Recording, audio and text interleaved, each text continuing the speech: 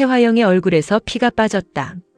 거실 한가운데 놓인 텔레비전 화면에는 희망 보육원 앞에 줄지어 놓인 고급 분재들이 비치고 있었다.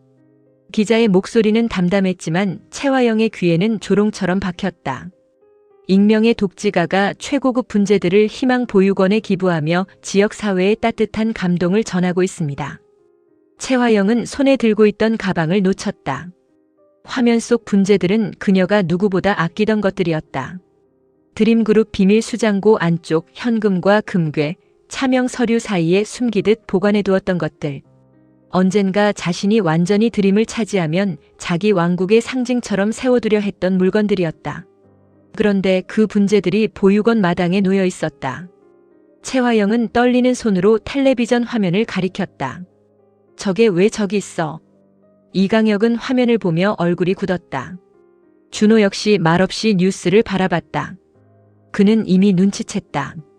오장미와 강백호가 수장고를 건드린 것이다. 단순히 돈을 빼앗은 게 아니었다.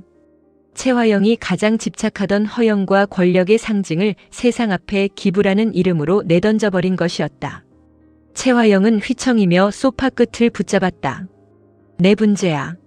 내 수장고에 있던 거라고. 저걸 누가 감히. 준호가 조심스럽게 말했다. 대표님, 일단 진정하세요. 최화영이 준호를 돌아봤다. 진정하라고. 지금 저걸 보고도 진정하라고. 그녀의 목소리는 갈라져 있었다. 분노보다 큰 것은 굴욕이었다. 장미와 백호가 자신을 돈으로 이긴 것이 아니라 자신의 돈을 세상에서 가장 선한 이름으로 바꿔버렸다는 사실이 견딜 수 없었다. 이강혁이 낮게 말했다. 오장미와 강백호가 한 짓일 가능성이 큽니다. 최화영은 이강혁을 노려보았다. 가능성. 강혁 씨, 지금 가능성이라고 했어요. 당신은 내 수장고가 털릴 때 뭘 했는데요? 이강혁은 대답하지 못했다. 최화영은 텔레비전 앞으로 다가가 화면을 노려봤다. 보육원 아이들이 분재 앞에서 웃고 있었다. 그 웃음이 최화영의 가슴을 찢었다. 오장미, 강백호, 너희가 감히 내 걸로 착한 척을 해. 준호는 최화영의 뒷모습을 바라보았다. 한때는 이 여자가 무너지면 자신도 끝난다고 생각했다. 그런데 지금은 다른 감정이 들었다. 최화영의 왕국이 무너지는 모습을 보면서도 완전히 안타깝지만은 않았다. 자신 역시 그녀의 왕국 안에서 버려지고 이용된 사람이었기 때문이다. 최화영은 바닥에 주저앉았다. 눈물은 분노 때문에 나왔다. 내가 어떻게 모은 건데? 내가 누구를 밟고 여기까지 왔는데? 준호가 조용히 말했다. 그래서 더 무너지는 겁니다. 밟고 올라온 것들이 전부 증거가 됐으니까요. 최화영이 고개를 들었다. 강준호. 준호는 시선을 피하지 않았다. 대표님이 아직도 모르는 것 같아서요. 그 분재가 그냥 분재가 아니라는 걸. 최화영은 이를 악물었다. 너까지 날 가르치려 들어. 준호는 차갑게 대답했다. 가르치는 게 아닙니다. 저도 이제 살아남으려는 겁니다. 최화영은 다시 텔레비전을 바라봤다. 화면 아래 자막에는 익명의 독지가라는 말이 반복되고 있었다. 그녀는 그 문장을 보며 입술을 깨물었다. 독지가. 오장미가 날 아주 우습게 만들었어. 같은 시각 장미의 사무실. 오장미는 뉴스 화면을 보며 작게 웃었다. 옆에 서 있던 백호는 화면 속 보육원 아이들을 바라보다가 장미를 보았다. 장미가 말했다. 최화영, 지금쯤이면 피눈물 흘리고 있겠죠. 백호는 조용히 대답했다. 그럴 겁니다. 돈보다 자존심이 더 아플 테니까요. 장미는 화면에서 눈을 떼지 않았다. 저 분재들 최화영한테는 왕관 같은 거였을 거예요. 남들 눈엔 고급 취미였겠지만 사실은 그 여자가 훔친 인생들을 쌓아둔 전리품이었죠. 백호는 장부를 넘겼다. 분재 기부는 시작입니다. 현금 흐름도 묶였고 차명 서류도 확보했습니다. 이제 주주총회 쪽 로비는 제대로 못 움직일 겁니다. 장미는 고개를 끄덕였다. 그래도 방심하면 안 돼요. 최화영은 돈이 막히면 사람을 이용해요. 사람도 안 되면 죄를 만들어내고요. 백호는 장미를 바라보았다. 장미 씨가 구치소까지 다녀왔으니 이제 더 조심해야 합니다.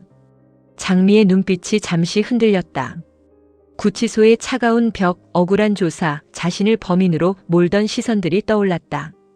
그러나 곧 눈빛이 다시 단단해졌다. 그래서 오늘 홍주를 부른 거예요. 백호의 표정이 굳었다. 진홍주 씨요. 네. 홍주가 알고 있는 게 있어요. 브로치도 그렇고 준호 씨 쪽 움직임도 그렇고 더 이상 어중간하게 두면 안 돼요. 얼마 뒤 진홍주가 사무실로 들어왔다. 홍주는 장미를 보자마자 불안한 표정을 감추지 못했다. 그녀는 채화영과 준호 사이에서 너무 많은 것을 보고 들었다. 하지만 어느 쪽에도 완전히 서지 못했다. 장미는 자리에서 일어나지 않았다. 앉아요, 진홍주. 홍주는 조심스럽게 앉았다. 장미 씨, 갑자기 왜 부른 거예요? 장미는 말없이 녹음 파일을 재생했다. 채화영의 목소리, 준호의 이름, 마대창 피습 전후로 오간 대화 일부가 흘러나왔다. 홍주의 얼굴이 점점 창백해졌다. 장미는 녹음을 멈췄다. 이 정도면 충분히 알겠죠. 당신이 어디까지 알고 있었는지, 어디까지 모른 척했는지. 홍주는 입술을 떨었다. 나는 직접 한 게 없어요. 장미는 차갑게 바라봤다. 직접 안 했다고 죄가 없는 건 아니에요. 알고도 침묵했으면 공범으로 볼 수 있어요. 홍주는 고개를 저었다. 나도 무서웠어요. 채 대표님이 어떤 사람인지 아니까. 준호 씨도 점점 이상해지고 엄마까지 위험해질까 봐. 장미는 천천히 몸을 앞으로 기울였다. 진홍주. 사실대로 다 말 안 하면 널 채화영의 공범으로 신고할 거야. 홍주의 눈에 눈물이 고였다. 장미 씨. 나도 봐줄 만큼 봐줬어요. 내가 구치소까지 갔다 왔어요. 서린이는 죽었고 회장님은 피 흘리고 쓰러졌어요. 그런데도 당신이 계속 모른 척하면 나도 더는 못 참아요. 홍주는 가슴 쪽 브로치를 만졌다. 손끝이 떨렸다. 내가 채화영한테 보험을 들어놓기는 했는데. 장미의 눈빛이 바뀌었다. 홍주는 브로치를 가리켰다.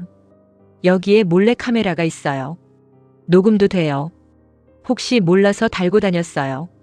채 대표님이랑 준호 씨가 하는 말 몇 개 들어갔을 거예요. 백호가 한 걸음 다가왔다. 지금 파일 확인할 수 있습니까? 홍주는 망설였다. 그걸 넘기면 나도 끝나요. 장미는 낮게 말했다. 안 넘기면 더 빨리 끝나요. 채화영은 당신이 보험 들었다는 걸 아는 순간 가만두지 않을 거예요. 우리한테 협조하는 게 당신이 사는 길이에요. 홍주는 눈물을 닦았다. 준호 씨는요? 준호 씨까지 다치면 어떡해요? 장미는 잠시 말을 멈췄다. 홍주가 준호를 걱정하는 마음이 거짓이 아니라는 걸 알았다. 준호 씨가 어떤 선택을 하느냐에 달렸어요. 하지만 채화영을 지키겠다고 계속 사람들을 해치면 그때는 우리도 못 봐줘요. 홍주는 고개를 숙였다. 브로치를 떼어내는 손이 떨렸다. 그녀는 그것을 장미 앞에 올려놓았다. 확인해요. 대신 하나만 약속해줘요. 엄마는 건드리지 말아줘요. 장미는 브로치를 바라보다가 말했다. 진실을 말하면 지킬 수 있어요. 홍주는 힘없이 고개를 끄덕였다. 그날 오후 백호의 휴대전화에 모르는 번호가 떴다. 장미가 바로 옆에 있었다. 백호는 잠시 화면을 보다가 전화를 받았다. 강백호입니다. 수화기 너머에서 한 남자의 목소리가 들렸다. 낮고 지친 목소리였다. 혹시 오장미 씨와 함께 있습니까? 백호의 눈빛이 굳었다. 누구십니까? 남자는 잠시 대답하지 않았다. 수화기 너머로 아주 긴 숨이 흘렀다. 정숙혜 씨를 만나고 싶습니다. 장미는 백호의 표정을 보고 손을 멈췄다. 백호가 조심스럽게 물었다. 정숙혜 씨를 어떻게 아십니까? 남자의 목소리가 흔들렸다. 오래전부터 알아야 했던 사람입니다. 너무 늦게 알았습니다. 백호와 장미는 서로를 바라봤다. 장미는 입술을 달싹였다. 백호는 스피커를 켰다. 남자가 말했다. 내 이름은 마동석입니다. 장미의 얼굴에서 피가 빠졌다. 백호도 굳었다. 마동석. 채화영이 평생 이용했고 정숙희의 비극과 장미와 설인의 출생 비밀 한가운데 있던 남자. 죽은 줄 알았거나 사라진 줄 알았던 이름. 그 이름이 다시 돌아왔다. 장미는 겨우 입을 열었다. 마동석 씨가 왜 엄마를? 남자는 대답하기까지 시간이 걸렸다. 만나서 말하고 싶습니다.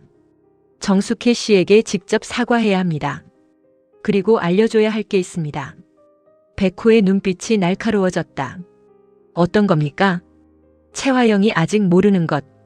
그리고 마대창 회장님도 끝까지 확인하지 못한 것. 장미는 손을 꼭 쥐었다.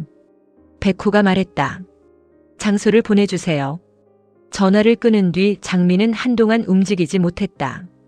백호가 낮게 물었다. 장미 씨 괜찮아요? 장미는 고개를 저었다. 괜찮을 리가 없죠. 마동석 씨라니. 엄마가 그 사람을 만나면 어떤 마음일지. 백호는 조심스럽게 말했다. 그래도 만나야 할 것 같습니다. 지금 이 타이밍에 나타난 이유가 있을 겁니다. 장미는 눈을 감았다. 정숙희가 마은혜라는 이름을 되찾은 지 얼마 되지도 않았다. 이제 겨우 아버지를 되찾았고 장미와 다시 손을 잡았다. 그런데 이번엔 과거의 남자 마동석이 돌아왔다. 장미는 천천히 말했다. 엄마한테 바로 다 말하면 못 가실 수도 있어요. 그럼 어떻게 하려고요? 엄마를 간절히 보고 싶어하는 분이 계셔서라고 말할게요. 백호는 걱정스러운 얼굴로 장미를 바라봤다. 충격이 크실 겁니다. 장미는 씁쓸하게 웃었다. 우리 엄마 인생이 언제 충격 아닌 적 있었나요? 그래도 이번엔 도망치지 않게 옆에 있을 거예요. 정숙희는 장미의 말을 듣고 의아한 얼굴을 했다. 나를 보고 싶어하는 분. 장미는 조심스럽게 웃었다. 엄마를 간절히 보고 싶어하는 분이 계셔서. 숙희는 장미의 눈빛을 살폈다. 누군데 내가 이렇게 조심스러워. 장미는 대답하지 않았다. 만나보면 알아요. 백호 씨도 같이 있을 거예요.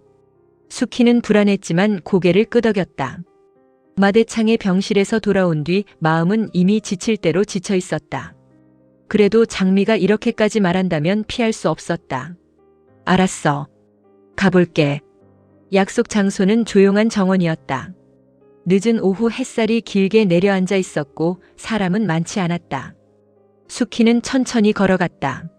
멀리 신사 한 명이 등을 돌린 채 서 있었다. 검은 정장 차림의 남자. 어깨는 예전보다 조금 굽어 있었고 손에는 오래된 사진 봉투가 들려 있었다. 숙희는 몇 걸음 앞에서 멈췄다. 혹시 저를 기다리시는 분인가요? 남자는 천천히 돌아섰다. 숙희의 얼굴이 굳었다. 마동석이었다. 그녀의 손에서 가방이 미끄러졌다. 말이 나오지 않았다. 오래전 사랑이었고 배신이었고 상처였고 최화영이 모든 것을 빼앗아간 시작점에 있던 남자. 다시는 볼 수 없을 거라 생각했던 사람이 눈앞에 서 있었다. 마동석도 숙희를 바라보며 눈시울을 붉혔다. 숙희야. 숙희는 한 걸음 뒤로 물러섰다. 당신이 왜 여기 있어요? 마동석은 고개를 숙였다. 미안하다. 숙희의 눈가가 떨렸다.